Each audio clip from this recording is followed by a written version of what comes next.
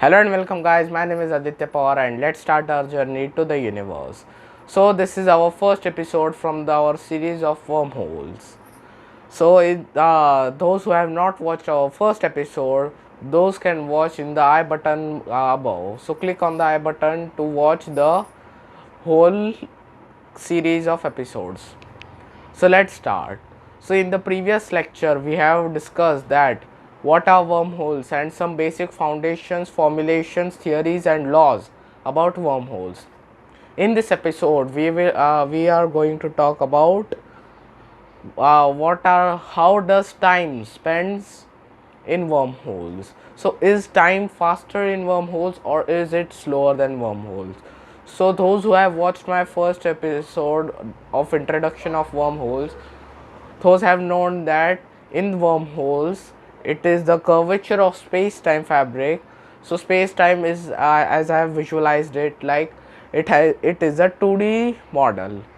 So when the wormhole is created, it curves the space-time fabric, creating a 3D or 4D visualization of wormholes. So it is also called as light cone Penrose diagrams about wormholes. So Penrose diagrams are also about black holes and wormholes. They are both.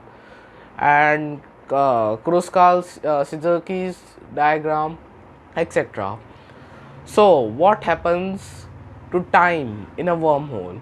As we know from our black holes lectures and series, that when if you throw a watch at a black hole's event horizon, then the time in the watch will stop and the observer in the spaceship and the time in the time watch in the black hole will be slower.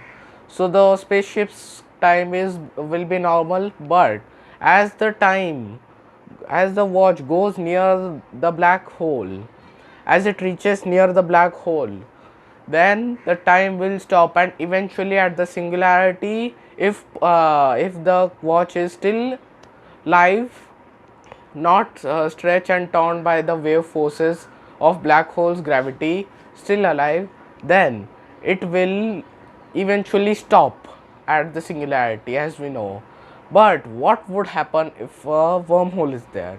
So as we know that if you travel through a wormhole, the speed it is the travel and communication is way more faster than the speed of light, which is Einstein called it E is equal to mc square, so c squared or c cubed.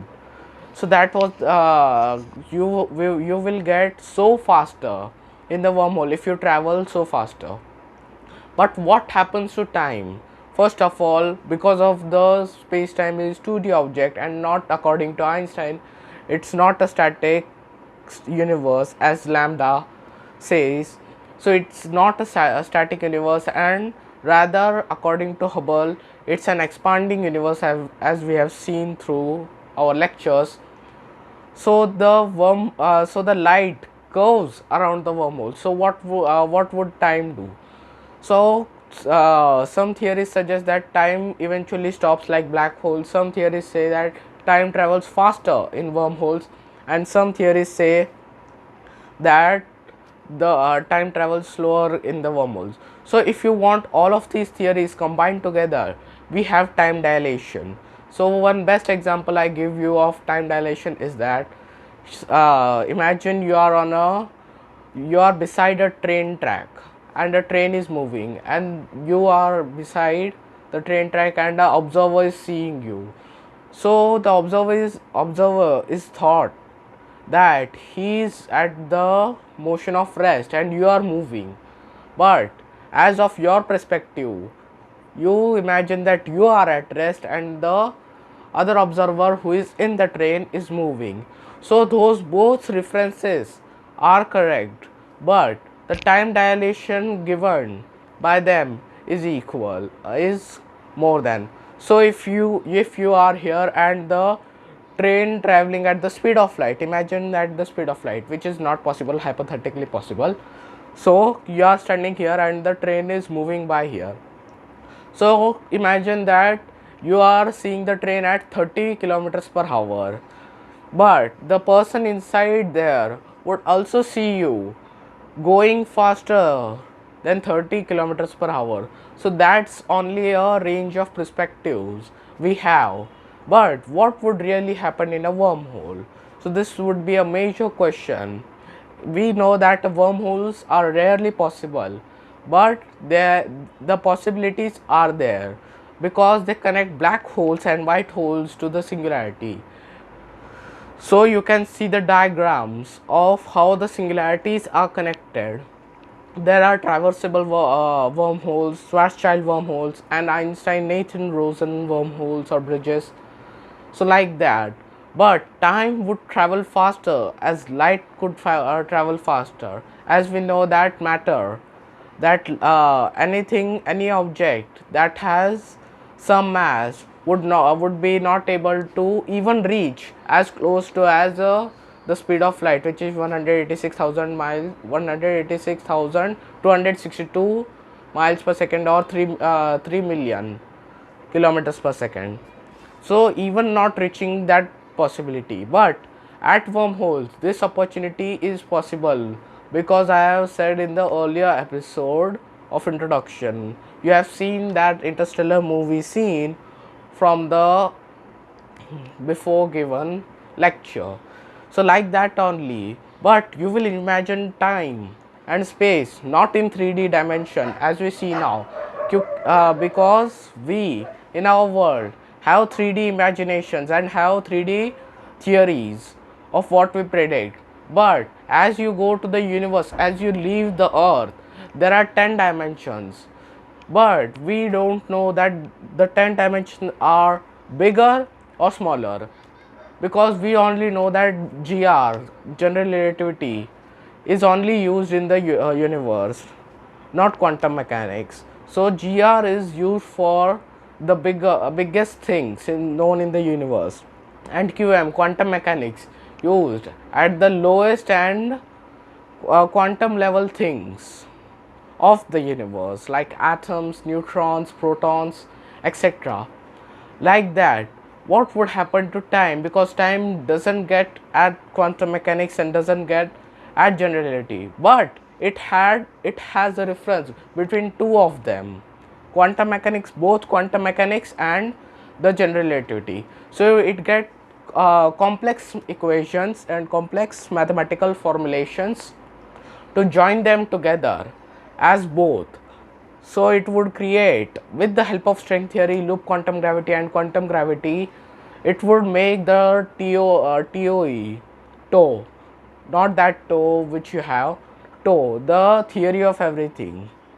That would create the theory of everything. Einstein in 1915 or 1916 was already doing that in his deathbed, but he died unfortunately earlier, before even calculating and formulating. But we are still now researching and making a theory for precise formulations of how did our universe formed, how did the nothing came into something, or which theory is correct. Is the Big Bang theory correct, or is the triple CC theory is correct? Triple CC says of cyclic cosmology. So which of these are correct?